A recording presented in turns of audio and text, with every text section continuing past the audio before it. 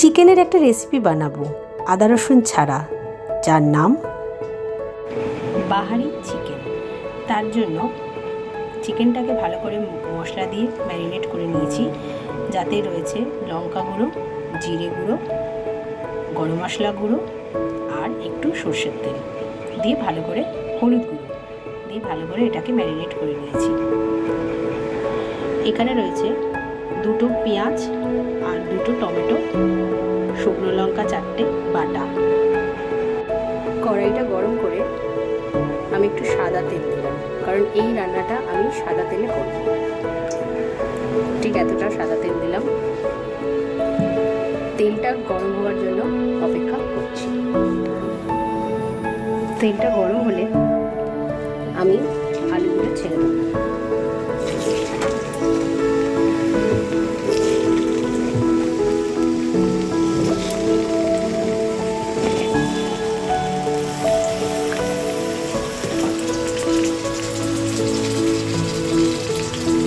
একটু লঙ্কা গুঁড়ো,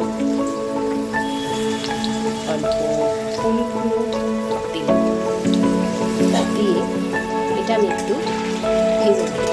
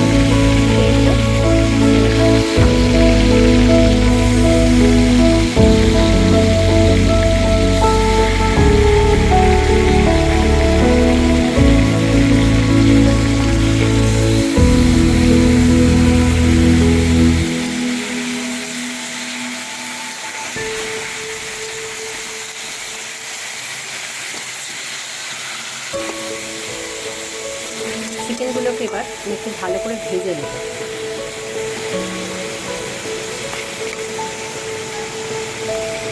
এবার চিকেনগুলো খুব সুন্দর ভাজা ভাজা হয়ে গেছে। এবার আমি এগুলোকেও তুলে নেব। এগুলোকে আমি আস্তে আস্তে তুলে নেব। চিকেনগুলো দেখো সুন্দর ভাজা ভাজা হয়ে গেছে। এগুলোকে আমি এবার আস্তে আস্তে তুলে নেব।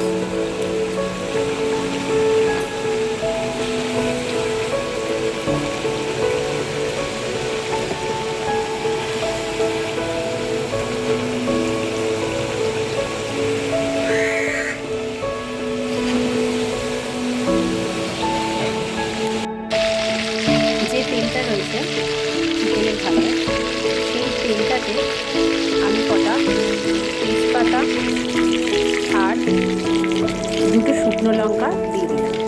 দিয়ে এটাকে একটু ভালো করে ভেজে নিলাম।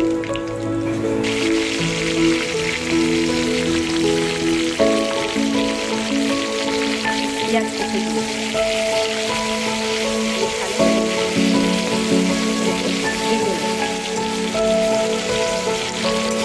পেঁয়াজটা একটু লাল হওয়া অবধি ভাজবো।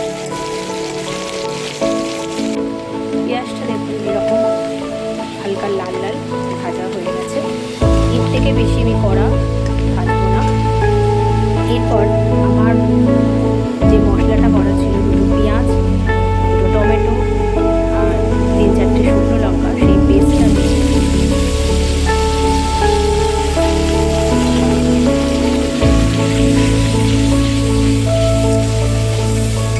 মশলাটাকে শুধু ভালো করে কষতে হবে।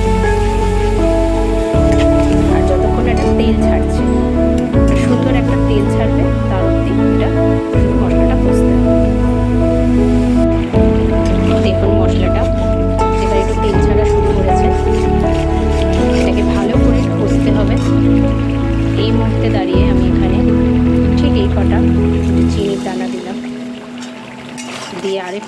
করে এটাকে কষতে দিতে হবে।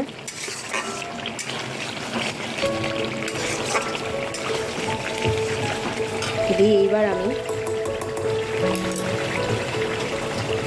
একটু 1 চামচ পোস্ত, 1 চামচ বাদাম আর 4 চামচ মতন দই বেটে রেখেছি একসাথে। দইটাকে ভালো করে ফাটিয়ে পোস্ত আর বাদাম বাটা দিয়ে এটাকে একটা ব্যাটার করে নিয়েছি, সেটাকে একটু দিলাম।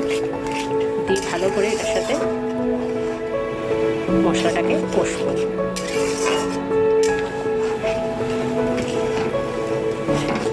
যাতে এটা পুরোপুরি মশলাটা মিশে যায় এবং একটা সুন্দর কালার আসে। এখন আমি এর মধ্যে নুন অ্যাড করিনি, নুনটা পরে দেবো। আগে তেলটা ছাড়ুক, ভালো করে মশলাটা কাঁচা ভাবটা কেটে যাক এবং মশলাটা কষুক।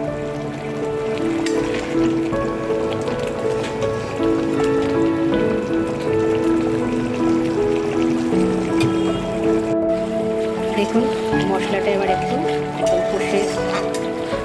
কষানো হয়ে গেছে, খুব সুন্দর একটা রং কালার এসছে। এইবার আমি চিকেনগুলো যেগুলো আছে সেগুলো দিয়ে দেবো।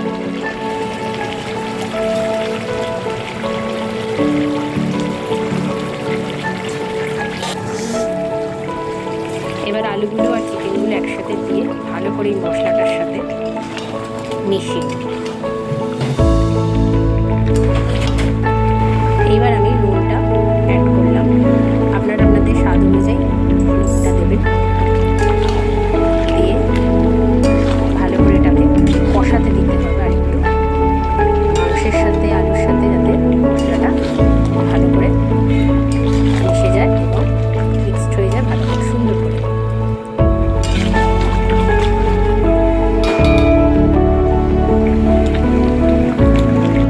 মাংসটাও ভালো করে কষানো হচ্ছে।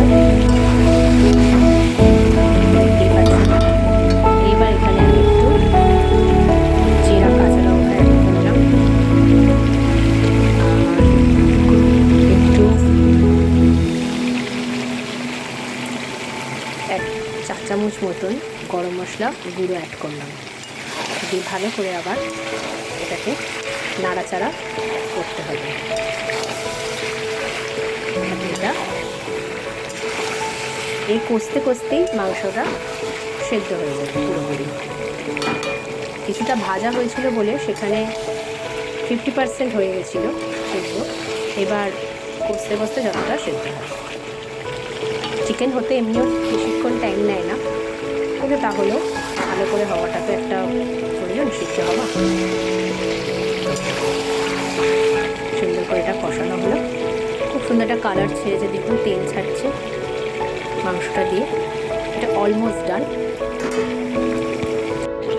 চিকেনটা এবার সুন্দর করে হয়ে গেছে, একদম পারফেক্ট, যেরকম আমি চাইছিলাম সেই রকমই। খুব সুন্দর একটা কালার এসছে, দেখতেই পাচ্ছেন। আর আমি ঠিক এতটাই গ্রেভি চাই, আমি আর এর থেকে কম গ্রেভি রাখবো না, এরকমই গ্রেভি আমি চাই।